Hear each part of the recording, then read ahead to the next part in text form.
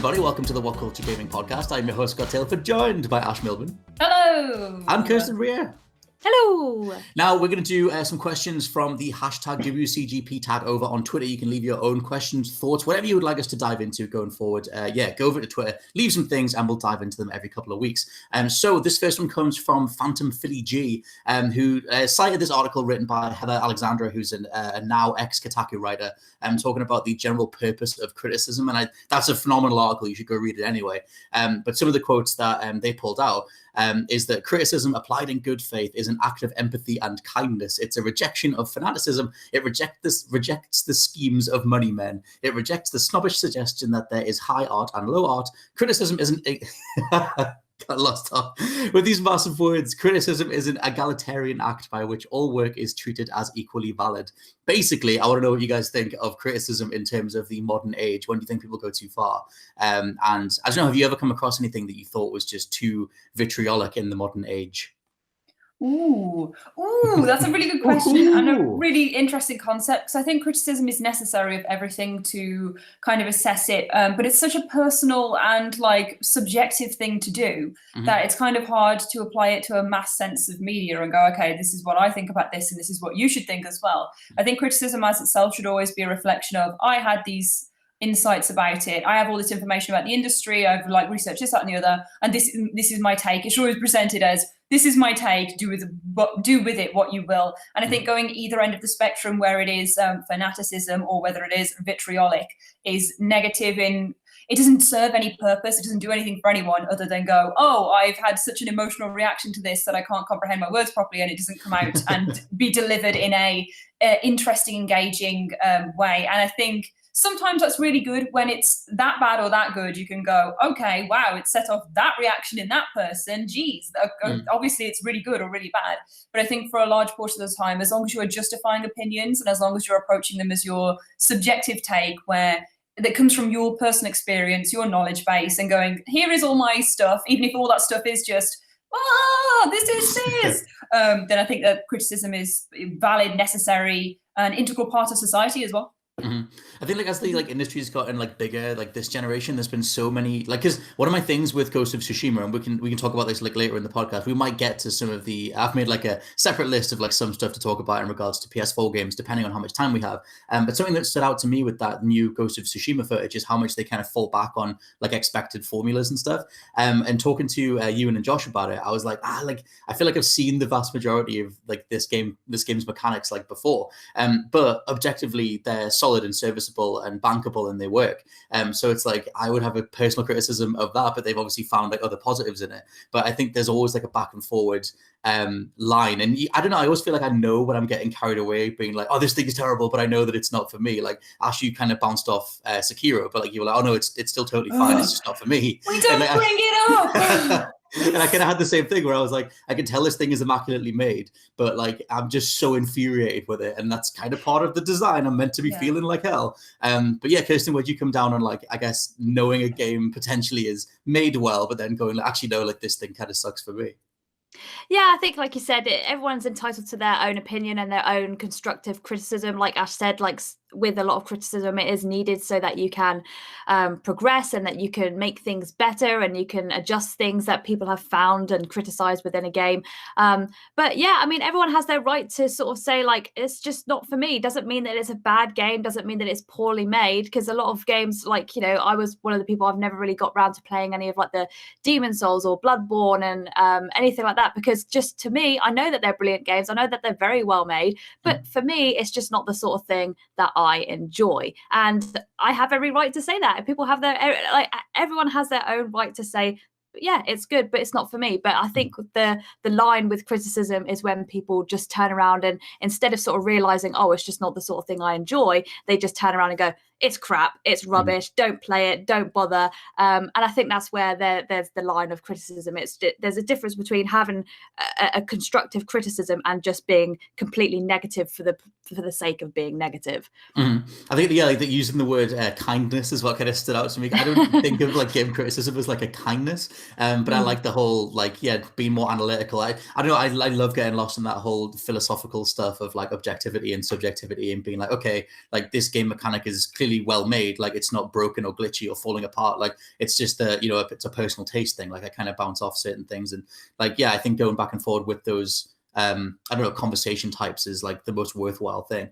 But yeah, as like a leaving piece, like for like Heather's last piece, I just thought it was like a really cool article overall. And yeah, so thanks to Phantom Philly G. Next one is from Steve Perry, who says, do you think that Sony will match Microsoft by doing PlayStation Smart Delivery? Smart Delivery is the thing that Microsoft have touted, where you buy a game on Xbox One now and you automatically get the Series X upgrade when that console drops. So Perry says if Sony don't, he's picturing Xbox doing an advert on how do you upgrade your games to next gen, and then literally just showing a guy turning his regular console off and immediately going to Series X, because that would be their way of sort of getting back at Sony doing the how you share games on PS4 thing. Yeah, what do you guys think of the smart delivery stuff? Because I've seen EA are like, well, they're not outright refusing to do it, but they're one of the only publishers that aren't doing it, because assumedly they're going to want to charge people for multiple copies of the same game, whereas CDPR are happy for people to buy Cyberpunk on Xbox One, and then they get the Series X upgrade later. What do you think of it in terms of like a business move? Ooh. Yeah, no, I think it's a good idea, to be honest. I think that sometimes people can it's difficult, isn't it? Because you think of it in a business sense, there going to be money lost, I guess, in a way, but at the same time, I can see how a lot of people will be put off by the fact that it's like, well, I might not want to switch consoles, or actually I want the new console because of like, what it's producing, and the graphics are obviously a lot better. However, maybe I don't like the new games, but I still want to be able to buy the new one and play my old games. So it's difficult, because you can understand why people might not want to do it. I can understand why Sony definitely wouldn't want to do it, because I feel like they definitely seem to focus a lot more on the money side of things, probably more than Microsoft do. So I don't know if maybe they'll match it, or if they'll try to match it and it will just be completely pointless. They've kind of done things like that before. But yeah, personally, I think the whole being able to sort of buy games, and then that literally, once you have that one game, it will work on either console, I think it's a brilliant idea. Everyone always loves that kind of backwards compatibility, because some people just like being able to play the same game that they've loved over and over again, but they just like having it to be crisper and clearer and cleaner, and there's nothing wrong with that. That's the thing. Like this generation, we've seen like buying. It feels like you're buying a license for a game. Like like there's been so many cross-buy things, or you buy something on PS4 and it works on the Vita as well, depending on what it is. But it's weird if you were someone like crunching the numbers. It's like, okay, we're selling one more version of this game to each person, and that's it. We're never going to do, unless we do like a full-on remake, like Resident Evil 2 or Crash or Spyro or whatever.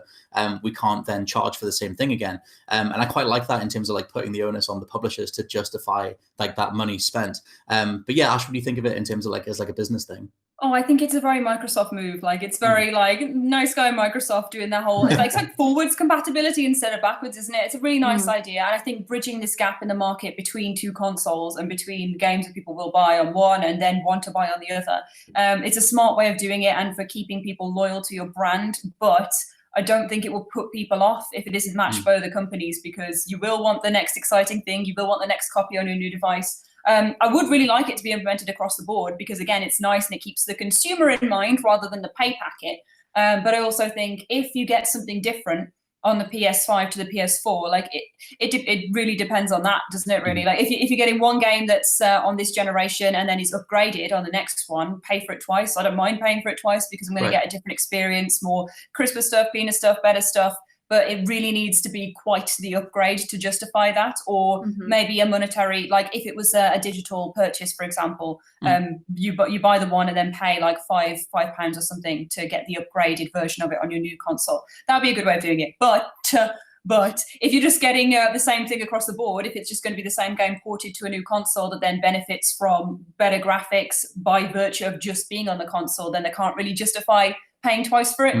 Which I think is entirely what EA will do. It's a long way around the same thing. But like basically, if you're not getting anything new from having a second copy, then they can't justify the purchase of it. And I think having this smart match thing is a great idea and is really nice. Like, definitely.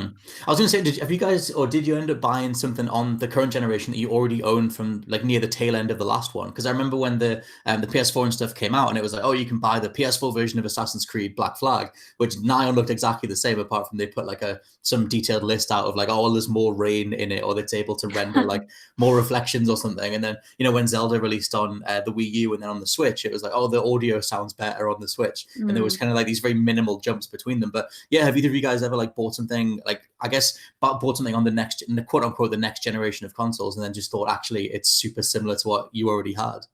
Ooh, I don't think I bought something outright that I already had and then played it again on a new one. Like, as in, I've done the old Xbox games on the Xbox One since, but not like, I haven't bought one and then shifted it over to carry on playing it on a new console and been like, oh, look at this different. I bought Black Flag as like my first like the new wave of console game. I didn't get it when it was on the old one, but I think if I want to play a game and I don't want to play it on the new console, I think I would just buy it then. You know, I think I'd have to wait for the excitement, because like you get it as a little treat then with all the bonuses and extras and flourishes going in. So I'm like, oh, I'll hang on. Edition. Yeah, I can wait and hang on for the really shiny, sparkly version. But I get why people wouldn't want to, and would want to experience the game and the story first, and then the tech second. But it also depends on how interested you are in getting the console. If you're dead set on getting it when it comes out, then you're stuck in the bridge gap again, the little hole where you're like, oh, my games, what do I do? It's kind of like that grey area of like I said, some companies like EA or whatever just going like, well, you know, we've got like the new FIFA and it's the Xbox Series X version, so assumably that's going to be worth the extra money. But if it's nigh on the same one that's been in development for the older systems for like a year or a couple of years, you're pretty much buying the same thing with like slightly shinier textures.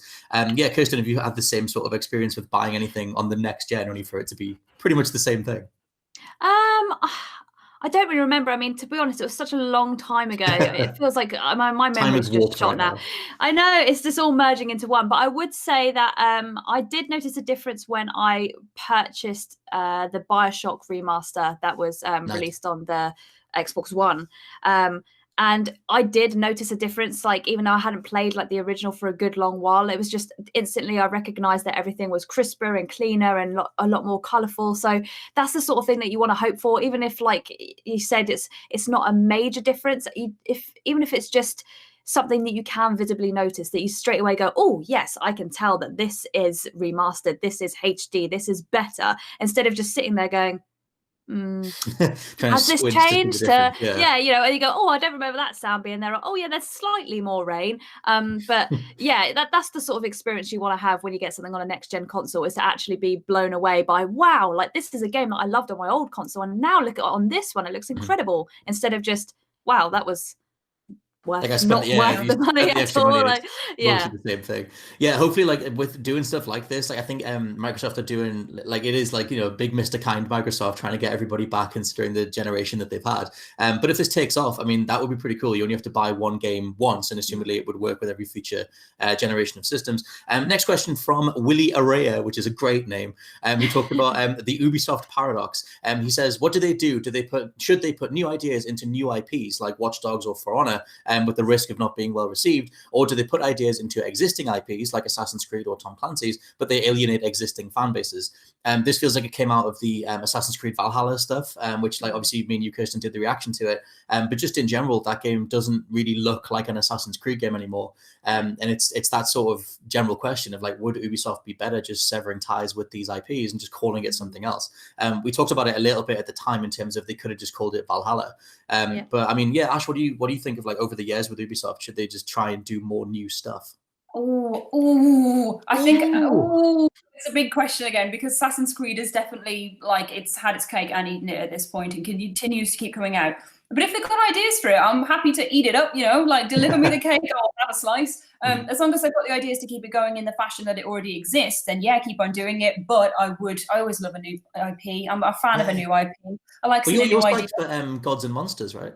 Yeah, I am excited for Gods and Monsters, which is just Assassin's Creed Odyssey done again. So, like, I think anything where they can show that they have all these ideas and put them in a new setting and succeed there would be really good. But I'm sitting on the fence because I think Valhalla, Assassin's Creed Valhalla does sound interesting and is a cool idea, and is something that could engage a whole new audience into a franchise that they haven't experienced before, and then go, okay, maybe I'll check out the old games as well, and then you get a whole wealth of experience that you wouldn't have maybe checked out otherwise.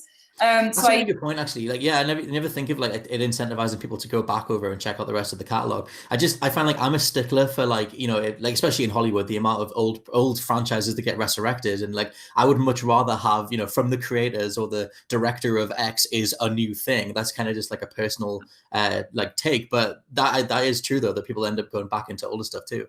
I guess I kind of see it more as it's like listening to a band's new music than like you love the band from the origin point, and maybe it changes over time and you fall out of love with it, but a whole new bunch of people come on board with it and then maybe listen to the back catalogue and go, oh, this is one thing, but it morphs and changes and has all these different components to it, which is an interesting conglomerate of ideas basically. But new IP is always king. If they do it well, definitely new IP. Do both. Why not both? Have us one new idea and then like some also continued stuff, but don't do it all the time. You know what I mean? Also spread things out. But yeah, best of both would be ideal. Yeah, they have more than enough studios to do that with. Kirsten, what do you think overall, especially with someone like Ubisoft who have so many IPs that they could be doing more with? Yeah, I mean, like I said, when we watched the Valhalla trailer, that one of the first things I said was, this doesn't seem like an Assassin's Creed game, and it would have worked perfectly on its own. It doesn't need to be tied to Assassin's Creed. And it seems so very loosely tied to Assassin's Creed. But I agree with both of you in a sense that, it does bring in a new audience, and it can maybe, allow people to sort of backtrack and have a look at some of the other games, which I guess is maybe why they're keeping it attached to the whole Assassin's Creed name. But I also agree with you, Scott, when you say like it's a similar sort of sense when you get new movies come out and they go, oh, from the creators of The Conjuring or from the creators of Insidious, and you think, oh, good, so they did this. You kind of have an expectation that you think if they can do that well, then surely they're going to do this well. And that's what I don't understand with games like Valhalla, which could have worked so perfectly on their own, and just say from the creators of Assassin's Creed, this is Valhalla. People would be happy with that. They'll go, oh, it's not a new Assassin's Creed game, but at least we know it's going to be good because it's tied to that, that franchise. So yeah, I think that they have, like you said, they have plenty of people that are fully capable of making new IPs. They clearly have the ideas there, and it would just be nice for them to just kind of take that step and be like, no, do you know what? Let's cut our ties.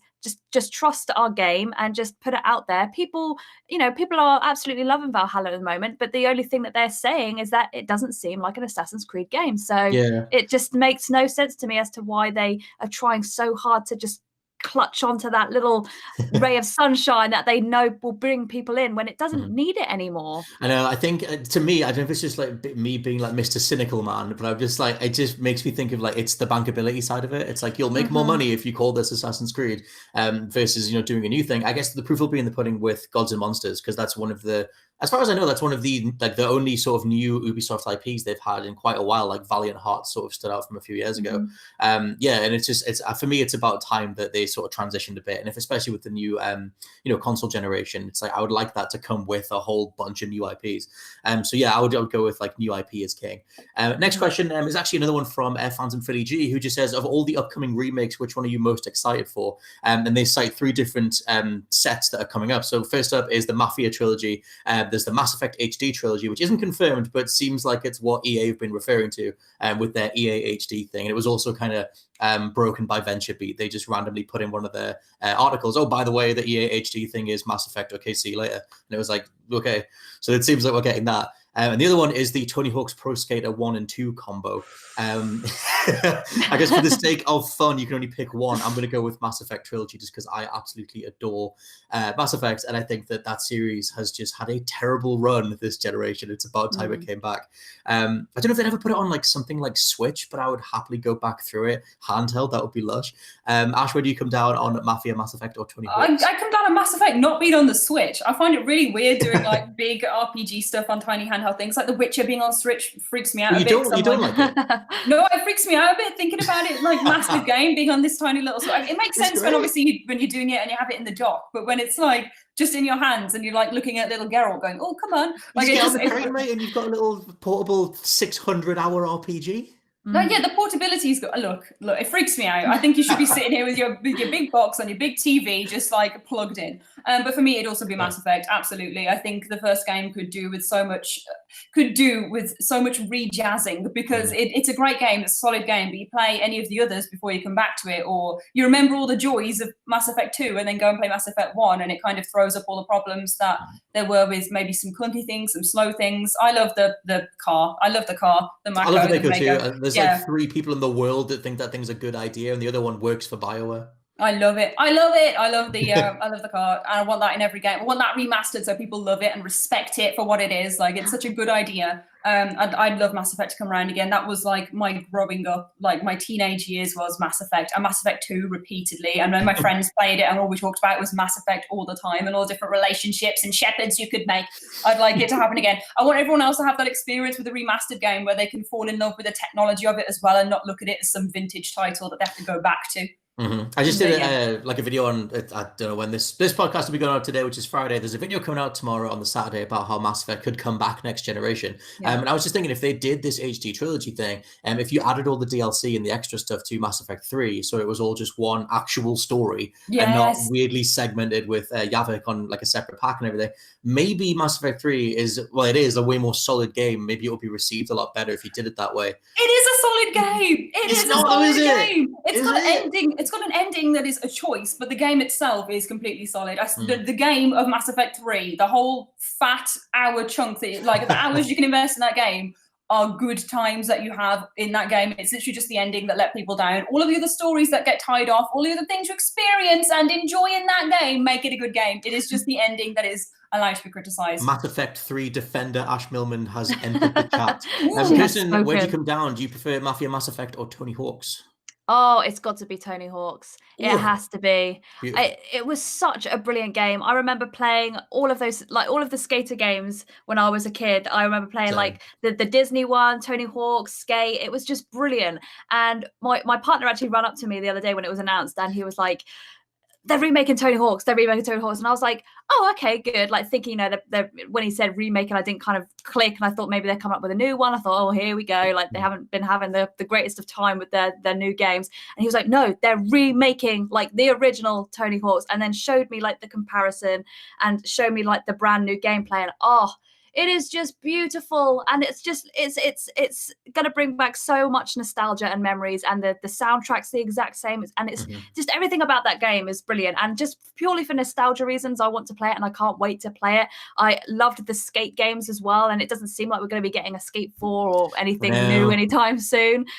So yeah, for me, it's got to be a bit of Tony Hawk. I cannot wait for that. I cannot wait to just sit down with my partner, grind out some of Tony Hawk's. It's going to be I'm going to feel like a little 90s kid again. I'm gonna be so happy. I want to do the horse mode. That's the thing. I mean, I'm pretty sure it's in there, but I want to do the horse thing. Did you guys play the Tony Hawk's HD that was on the 360? They put like a little one out. It was just, they kind of messed that up. There was none of the songs came back, and it's like, it wasn't until I saw the initial announcement for this, and I was like, they have to have the soundtrack, otherwise there's just no point doing it. And they've said that they've got the vast majority of it, which on the trailer was like Rage Against the Machine and whatever. So I'm hoping that the vast majority is there. So hopefully. But as my computer freaks out, no, wait, I'll do a thing. I promise I have questions. Next one is from Chingi. I was going to try and pronounce his name. I think it's Chingiz Rajabli, but I've probably got it wrong. You never know. But he says, what do you think now that we've seen the demo for the Unreal Engine 5?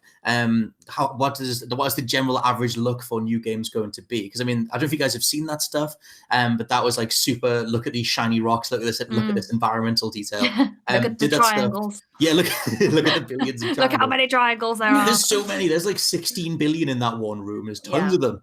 Where did you guys come down on that stuff as a general reaction to it? Did it blow you away, or are you more waiting to be wowed by gameplay mechanics and things like that? Oh, gameplay mechanics and stories. It's always the same for me. Like technology and stuff and the whole graphic and upgrade and everything I'm excited for, and I like seeing, and I go, ooh, boy, them are some triangles. But like, all that matters to me is what stories it delivers. If you're just looking at triangles and wandering around going, hey, that's a good building, whoa, then you don't really get anything from the experience. I feel like all the stuff that sticks with us with games throughout the years are the moments where they kind of emotionally devastate you. And I just want to be emotionally devastated in 4K, you know what I mean? Like, emotionally devastate me with triangles as well. So yeah, it's great and it's impressive, but also deliver me the goods on the rest of the process as well. That was kind of my thing, because like, what, again, it's my thing with Ghost of Tsushima, where I'm just sort of like, okay, this is cool, but what have you got that's new? And like in Tsushima's case, it was like, well, they've got that standoff mode where you sort of walk up to dudes and you can choose to duel them and stuff. But in the case of the Unreal Engine demo as well, I was like, well, this is kind of just Uncharted. Like it felt like the way that the guy was, or the woman was like mantling up and down the cliffs. I was like, well, I've kind of seen this before, and it does look amazing. But I kind of want something to come along and just like have a new mechanic, something that we haven't seen before. Because even that flying section from the end has been in Gravity Rush a couple of times in both of those games. But yeah, Kirsten, would you come down on, I guess, just general expectations for the next gen? Like, do you think environmental work and graphics are enough, or are you kind of holding out for something more special?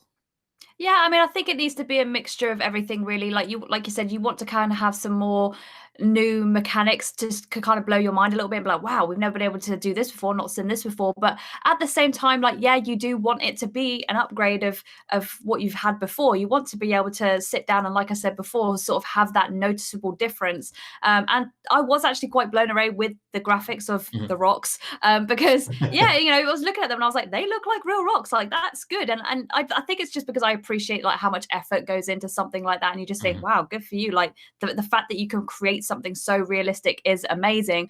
But at the same time, like Ash said, what's the point of having these incredible graphics if it's not a good game and the mechanics aren't there and there's no story, or the gameplay is completely shocking? So you just think it has to be a nice blend of everything. Like, I want to see something fresh and new, but I want it to also be crisp and clean and to kind of blow me away and just be beautiful. I want everything to be pretty and beautiful, but I also don't want the story to suck. So yeah, is it too bad? Is it I just want a bit of everything. I don't know. I feel like that's a little bit selfish to sort of be like, just give me all of it. Is that I guess you want something that stands out. You want something that wows you. Obviously they're going to lead with like pure engine tech demos, because it always used to be, look how shiny this car is, when it was like Gran Turismo or Forza or something, and now it's look how many rocks we've got, which was still like pretty incredible. But yeah, I'm holding out hope that there's something genre wise that we see it be played and we go, oh my god, I can't wait to just control that, because I feel like so often you see stuff be played and you know how it's going to feel, you kind of know how like that climbing section or combat or whatever is going to be. Next question from Maxine Sternhorn, who says, with Battlefront 3 not coming for a while, if at all, and the other Star Wars game that we know is coming is Jedi Fallen Order 2, what direction do you think EA is going to go in with the license? Should Disney still allow EA to keep it? Which I guess is like a general sort of question as to how do you guys think EA have been with Star Wars across the last sort of 7-ish years? It's been a bit naff. Yeah. Is that like including the films and stuff as well, or just no? They signed like a deal. I think they signed it in 2012, but it was like Disney did this thing where after they acquired Star Wars, they gave the gaming side of things to just EA. So that was why only EA have been making like Battlefront and Fallen Order and stuff. So yeah, it's just on the game side, but I think there's so much more they could do with that IP, and it feels super restrictive. They've only put out like 3 games in the last 7 years. Yeah. I've never been big on the Star Wars games, it's never been something that's really drawn me in. The films, I'm very much like, people are like love or hate, but I'm just like, oh yeah, they're on. But like, it's never been a franchise that's really pulled me in. I like Star Wars, but the games have not been something that have been a big priority for me. So maybe that's something that they could focus on. The people who go, oh yeah, Star Wars is all right, but where's my in point in a modern time? You know what I mean? What game should I play that they should be making unmissable for anyone of any proclivity towards Star Wars? I don't think there has been one like that in recent years where it's been like, you cannot miss this game, it is so good. Unless you disagree, of course, but like, I don't think no, not really. There's not been like a truly great, like up there with God of War, Breath of the Wild. There's not been a Star Wars game like that in so long. I think the nearest is Jedi Fallen Order, and that for me just kind of felt like a Souls clone in the best way possible, but it just felt like here's a bunch of mechanics that we took across. Kirsten, what do you think of, I guess, just EA's handling of Star Wars? Yeah, they aren't doing well. I remember when they announced Star Wars Battlefront 2, I guess it was, yeah. And I was so excited because Battlefront was one of my favorite games to play as a kid. Like I used to sit there and play it with my brothers, and we played it for hours and hours. It was brilliant. And I remember like almost being brought to tears. I was like, oh my God, this is amazing. I'm so excited. And then it just sucked. It just sucked so bad. You like to pay for skin? And yeah, you had to pay for, and I was just like, what have you done? It was so easy. Just create pretty much a clone of the old one, but just better graphics. It's not that difficult, but typical EA, money grabbing EA, trying to think, right, how can we get more money out of people? And I just think they just need to kind of just focus on the fact that people just want a decent Star Wars game. I mean, another one of my favorite games was Jedi Academy, I think it was called. And even if they remade that on like a next gen console, that would be incredible. It was a fantastic game. It was basically an RPG Star Wars game. Hello, like, well, they just winner, I think it was like Academy and Outcast, and it was like, I know that those games are kind of stilted and like they're from like 1997 or something, but I remember those from back in the day, and I've rebought them as well. And it's like, man, I remember when like Star Wars games used to have that sort of energy to them and like that sort of originality to them. And if you look at the ones that were released across the 2000s, it was everything from real-time strategy to like over-shoulder combat and whatever. There's different things they could do. Also, Ash, you would like Republic Commando because it's kind of like Colonial Marines, not really. But, well, now I'm interested. Why didn't they put that on the branding? It's got the lads in.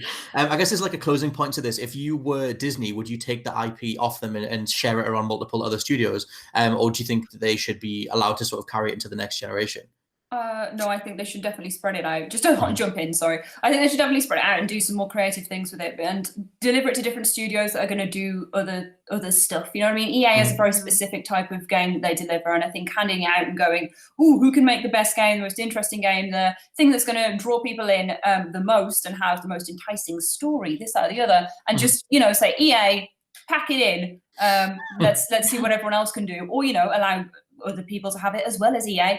Just do some different stuff, experiment with it. Star Wars in recent years has been all about experimentation, both to good and bad degrees. So I think allowing that in the games as well would be a good move for them. Yeah, I would like share it out across even little indie studios. Like the weirdest recommendation, we did a video on this a while ago, but the Mummy movie that was completely terrible, the 2017 one, they gave that license to a little indie team who did a really lush little game called The Mummy Demastered, which I totally recommend. And I like the idea of big, massive franchises giving their IPs to smaller teams who can manage expectations a bit better, and then you can only really be impressed on the other side of it. Kirsten, what do you think? Would you take the license off EA going forward? It's a difficult question because EA can make them some very good games. They have proven that they can make some good games, but they're just track record is just not good for them. So part of me would be like, give them a chance, but maybe get Disney allowed to be more involved so that they can be like, no, don't do that. But at the same time, I agree. Give it to someone that is clearly very passionate about it and we'll say, let's make something good. Give us that chance. So if they want to do it, clearly just give it to the person that wants to do it and not EA, who just seem to kind of, okay, I guess we'll make a Star Wars game if that's what you want. It needs to have that passion there. Yeah, just hire a professional wrist slapper who can stand in the corner of the studio and just ward them away from all the bad stuff. Don't you do that. So you guys can head over to Twitter. You can use the hashtag WCGP to leave us some questions and thoughts, and we'll get to them in the coming weeks. For now, this has been the WhatCulture Gaming Podcast. I've been your host, Scott Tailford, joined by Ash Milby. Hello, goodbye. And Kirsten Weir. Bye. Bye. Bye.